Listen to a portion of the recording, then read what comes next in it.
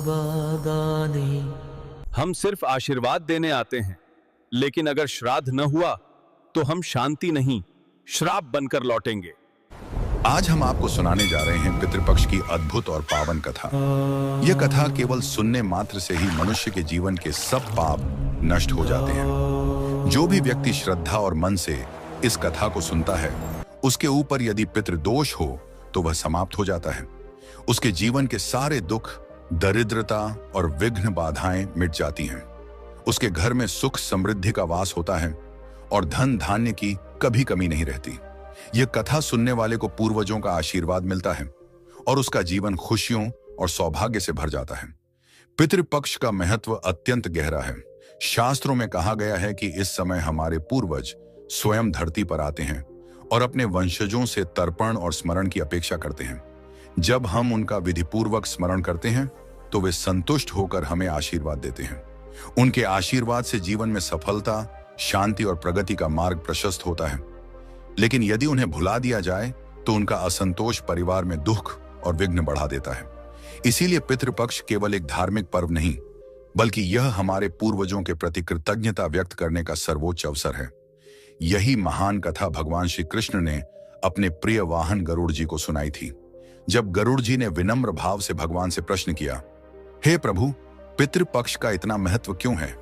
इसमें क्या रहस्य छुपा है और क्यों कहा जाता है कि इसे मानने से जीवन के सारे दोष मिट जाते हैं? तब भगवान श्री कृष्ण ने मधुर मुस्कान के साथ कहा, गरुड़, पितृपक्ष का महत्व शब्दों में नहीं समा सकता। इसे समझने के लिए तुम्हें एक कथा सुननी होगी। इस कथा को सुनने मात्र से ही पितृदोष समाप्त होते हैं, जीवन से दुख और दरिद्रता दूर हो जाती है और घर परिवार में सुख और समृद्धि का वास होता है। और फिर भगवान श्री कृष्ण ने गरुड़ जी को वह अद्भुत कथा सुनानी प्रारंभ की।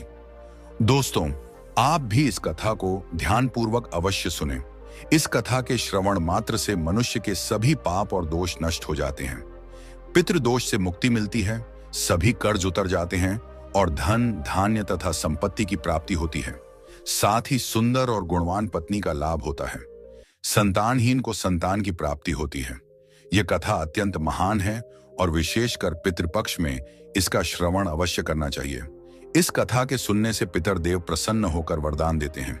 श्री कृष्ण कहते हैं, हे गरुड़, प्राचीन काल की बात है। रुचि नामक एक राजा थे।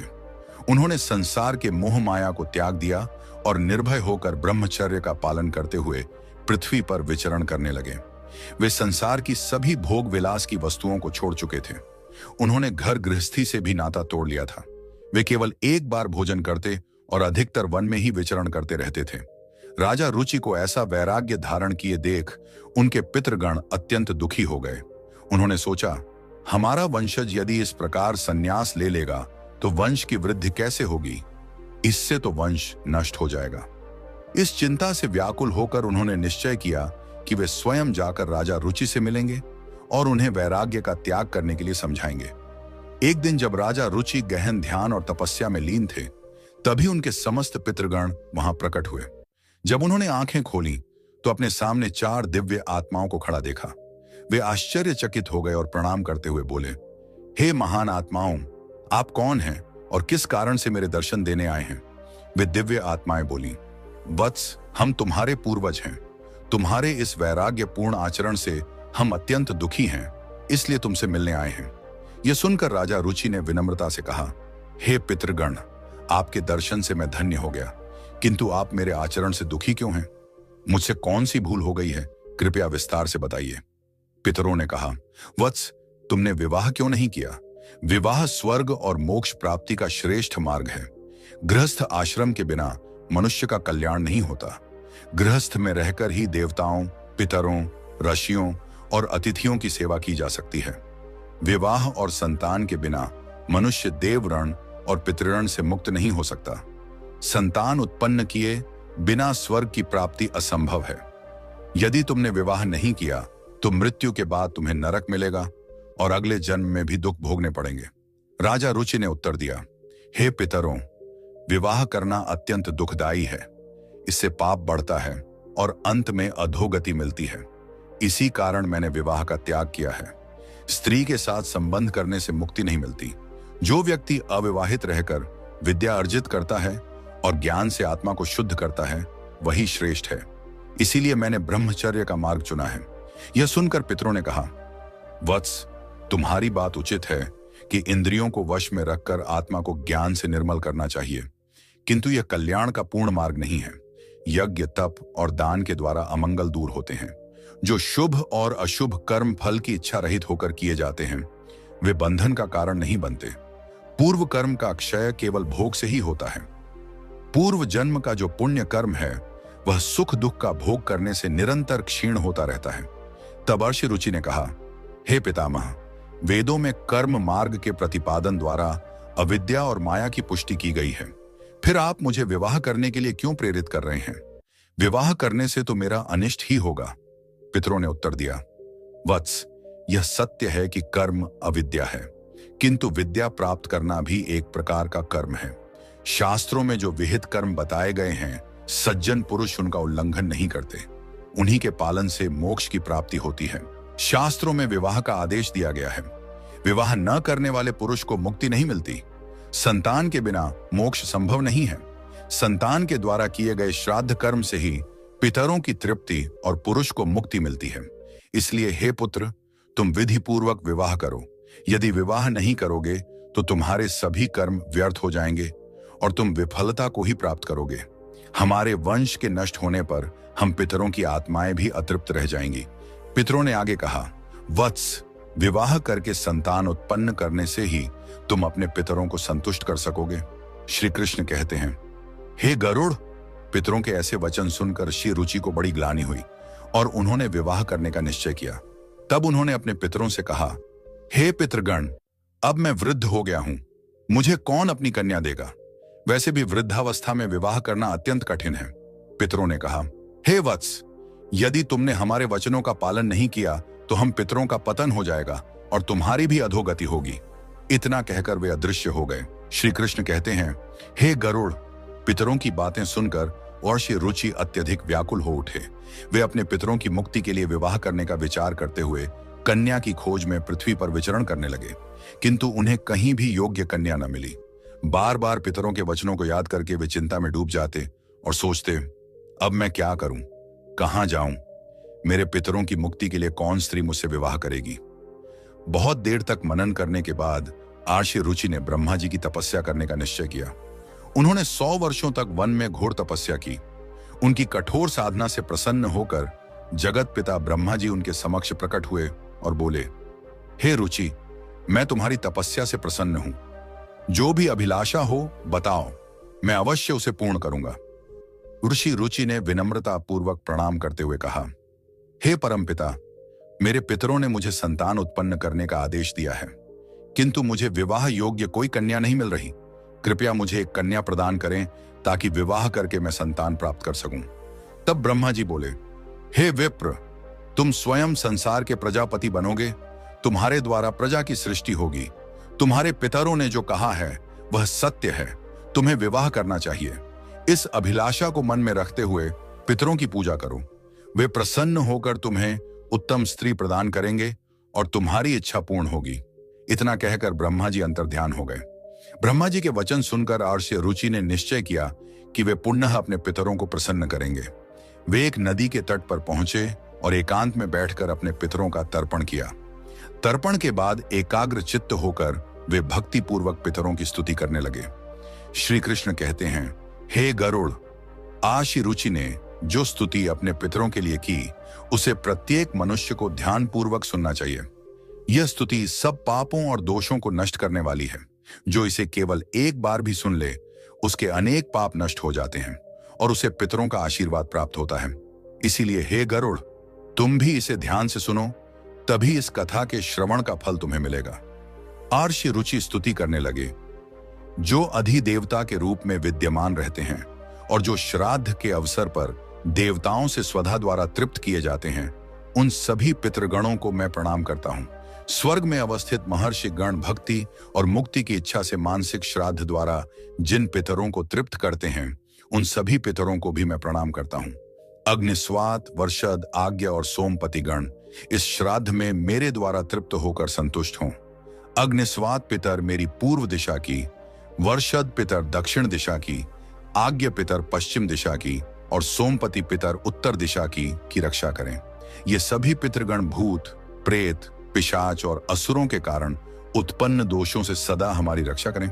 विश्व, विश्वभुक, आराध्य, धर्म, धान्य, शुभानंद, भूतिकृत और भूति नामक 9 गण, कल्याण, कल्द्र, श्रेय, कलता, हेतु और अनघ नामक 6 गण तथा वर, वरेण्य, वरद, तुष्टि, पुष्टि, विश्वपात और धाता नाम से विख्यात 7 गण और महात्मा, महित, महिमा, महावान और महाबल नामक 5 गण, इन सभी पितरों को मैं प्रणाम करता हूँ। ऋषि रुचि की इस स्तुति से समस्त पितृगण प्रसन्न हो गए। उसी समय एक दिव्य तेज उत्पन्न हुआ जिसने आकाश मंडल में चारों ओर प्रकाश फैला दिया और संपूर्ण विश्व को अपने तेज से आच्छादित कर लिया। उस अद्भुत प्रकाश को देखकर श्री रुचि घुटनों के बल बैठकर पुनः अपने पितरों की स्तुति करने लगे। उनकी स्तुति सुनकर पितृगण अत्यंत प्रसन्न होकर उनके सम्मुख प्रकट हुए।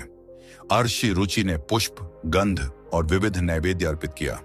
पितरों ने उन्हें स्वीकार किया और प्रकट होकर कहा, हे पुत्र, तुम्हारी स्तुति से हम अत्यंत प्रसन्न हैं, इसलिए अब निसंकोच अपनी इच्छा बताओ। नतमस्तक होकर ऋषि रुचि ने कहा, हे पितृदेव, ब्रह्मा जी ने मुझे सृष्टि की रक्षा के लिए प्रजापति बनाया है, इसलिए मैं गुणवान, चरित्रवान और योग्य पत्नी की कामना करता हूं, जिससे संतान उत्पन्न करके मैं अपना और अपने पितरों का हरण चुका सकूं। तब पितरों ने कहा, वत्स, इसी स्थान पर इसी क्षण तुम्हें उत्तम और मनोरमा पत्नी की प्राप्ति होगी। उसी से तुम्हें एक तेजस्वी पुत्र उत्पन्न होगा जो बुद्धिमान और बलशाली होगा। उसका नाम रोच होगा और वह तीनों लोकों में प्रसिद्ध होगा। उसके भी अनेक महापराक्रमी और पृथ्वी का पालन करने वाले पुत्र होंगे। यह कहकर समस्त पितृगण आशीर्वाद देकर अंतर्ध्यान हो गए।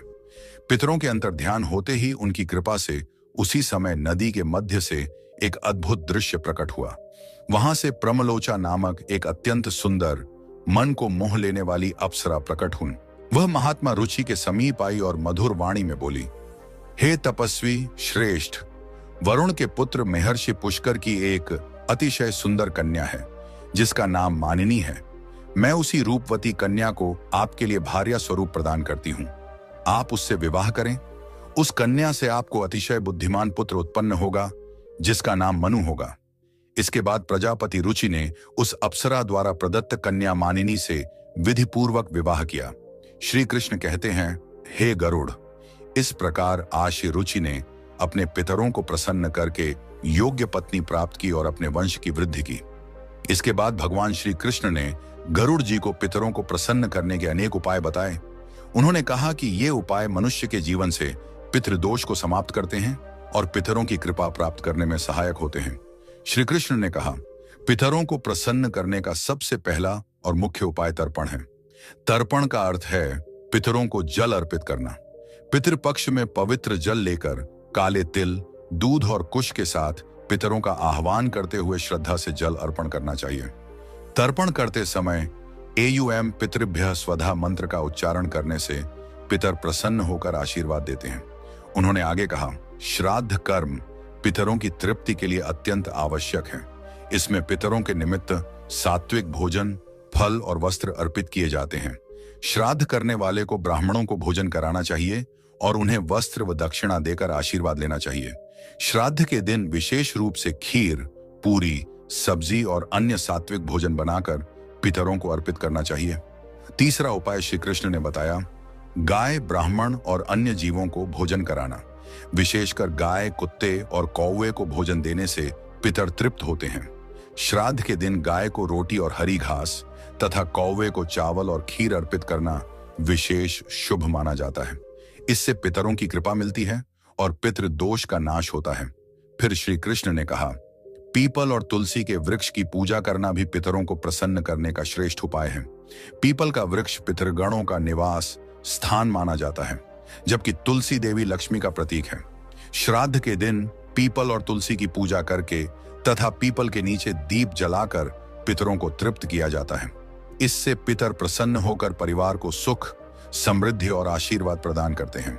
भगवान श्री कृष्ण ने गरुड़ जी से कहा, जो व्यक्ति पितृदोष से पीड़ित होता है उसे गया जी या अन्य पवित्र तीर्थों पर जाकर पिंडदान करना चाहिए। गया जी में किया गया पिंडदान पितरों को संतुष्ट करता है। वे मोक्ष प्राप्त करते हैं और अपने वंशजों को आशीर्वाद देते हैं।